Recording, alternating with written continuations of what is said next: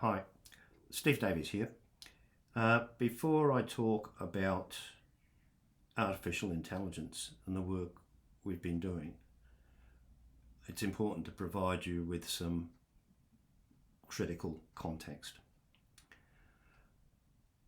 I'll start off by talking about Richard Boyle, the Australian Taxation Office whistleblower who's now entering into a plea deal to avoid going to jail after 8 years of being pursued. The fact of the matter is that Richard raised issues concerning the treatment of taxpayers by the Australian Taxation Office internally within the organisation. Now, you'd halfway think that an organisation would want to know when something was amiss and people were being hurt as a result. They didn't want to. They essentially micromanaged Richard, produced a dossier on him to portray him as a troublesome person and know he was wrong, and etc. etc. All right. The fact that they persevered and weaponised the law against him speaks volumes about the unhealthy state of the Australian Taxation Office. They could have resolved this by actually listening to the guy. And I know the Taxation Office very well, having worked for them. Corporately, they'll go into denial in a heartbeat. Now, on a larger scale, consider robo-debt. Here we had people being treated very, very badly, courtesy of an algorithm. On an industrial scale, people died. Eventually, government listens, a royal commission's formed, and lo and behold, everything was proven to be true. There were issues and problems. The robo-debt situation should be ringing alarm bells. Eventually it did, but should have been ringing alarm bells much earlier in the piece. Staff remained quiet and the process rolled on. Now, there's another, oh, by the way, the fact that that was the case also tells you how unhealthy an organisation is and how organisations can become that healthy.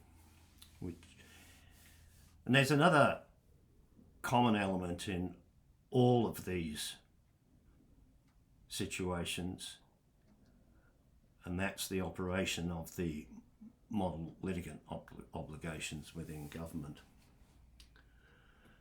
A long time ago, it was a Senate committee, I think, launched an inquiry into that. They called for submissions, and with some other work I was involved with, I ended up making a submission, which you won't see because they only accepted it on the basis that my submission remained secret. Now, the model litigant obligations are basically there to ensure that governments, public service agencies, do not, as a matter of course, adopt a win-at-all costs approach. And again, Richard's a classic example of that use of the law. Right? The fact is, the laws to this day, the model litigant obligations, are not actually enforceable in any detail. And that was so what you ended up with that committee is you had the majority of civil society groups who made submissions saying yes, they absolutely do need to be made enforceable. And 3 agencies stood out by dearth of the fact that they said, no, everything's fine. Department of Human Services and the Australian Taxation Office. Neither of those wanted to see any changes at all. Everything was apparently fine. The other party that said there was nothing wrong with the status quo was the Attorney General's Department itself, which in my view is shameful.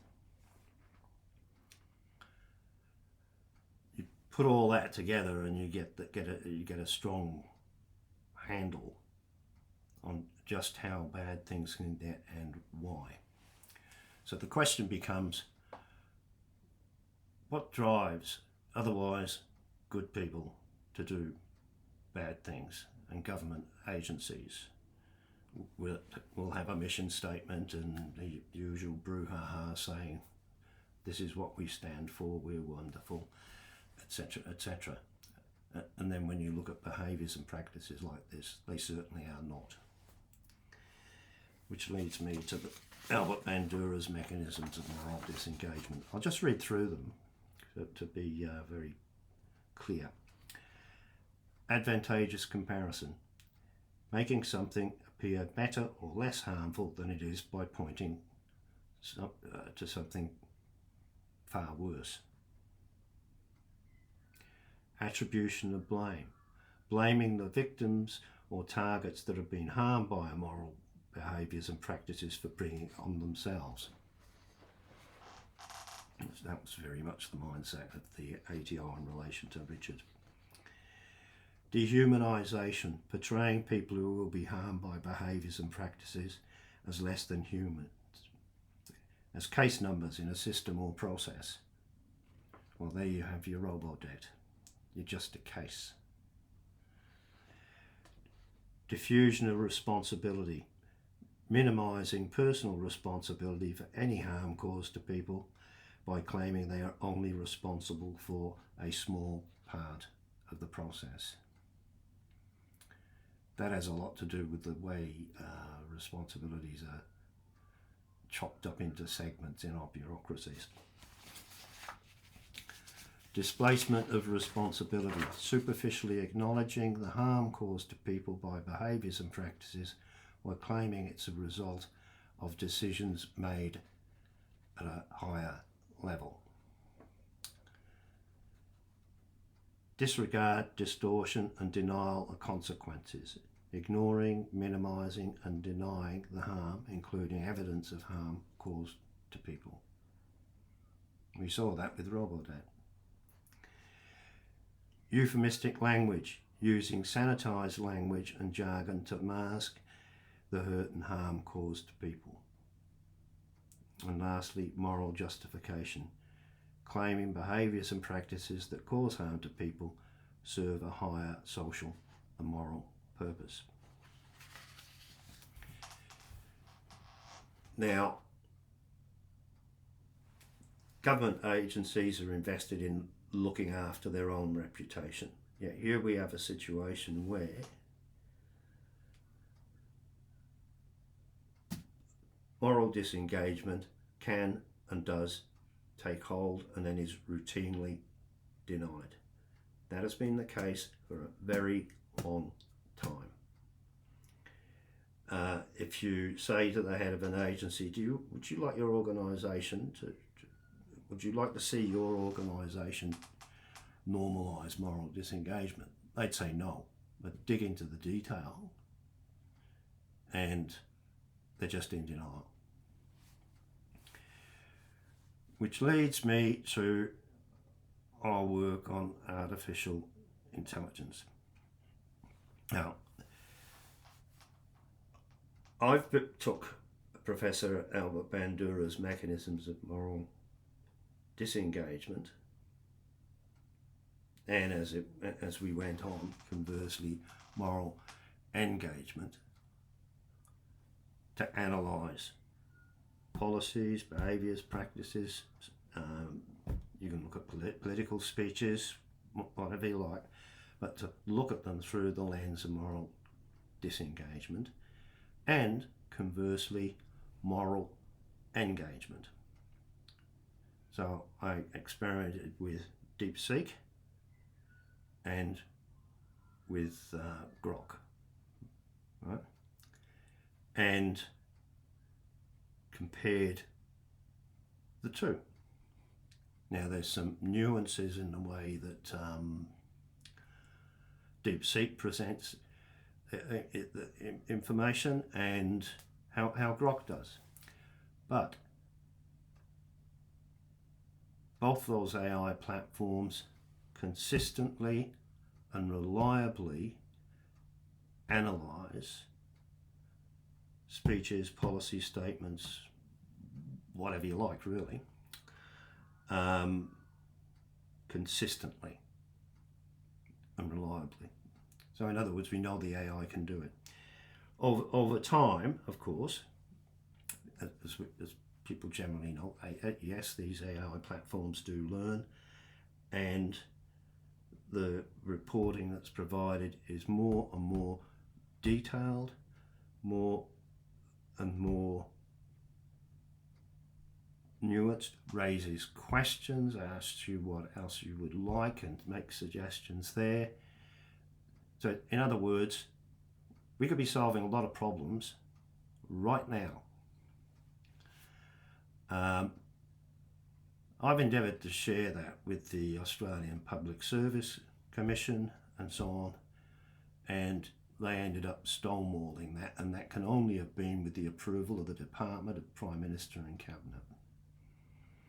That tells you something, that they do not want to have this conversation, and I'd hazard a guess they do not like the thought of the public being able to analyse them using AI in conjunction with the mechanisms of moral disengagement and engagement.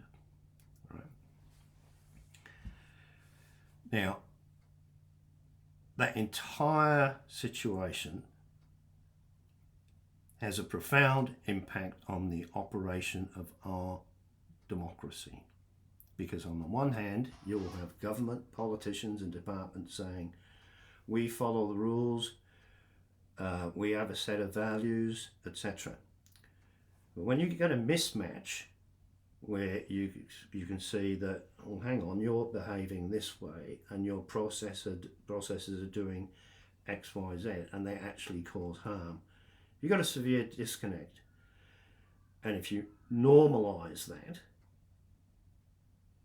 then it's corrosive and corrupting of democracy. Now, the solution is there. The challenge, which is why I've taken the approach that I have, is to bake that into the AI, right? And that's a recognised worldwide challenge, because what's being relied upon at the moment is the equivalent of codes of conduct, value statements, etc. Right? So the missing part of the equation is the mechanisms of moral disengagement. They can certainly be literally hardwired. Now, the bottom line on using AI in this way is essentially to enhance democracy. It also helps people make sense of the world, be it at the local level, the national level, or whatever, to gain moral insights and suggestions for a solution. It's my question to Anthony Albanese and the Public Service Commission is why are you scared of this stuff? Thank you.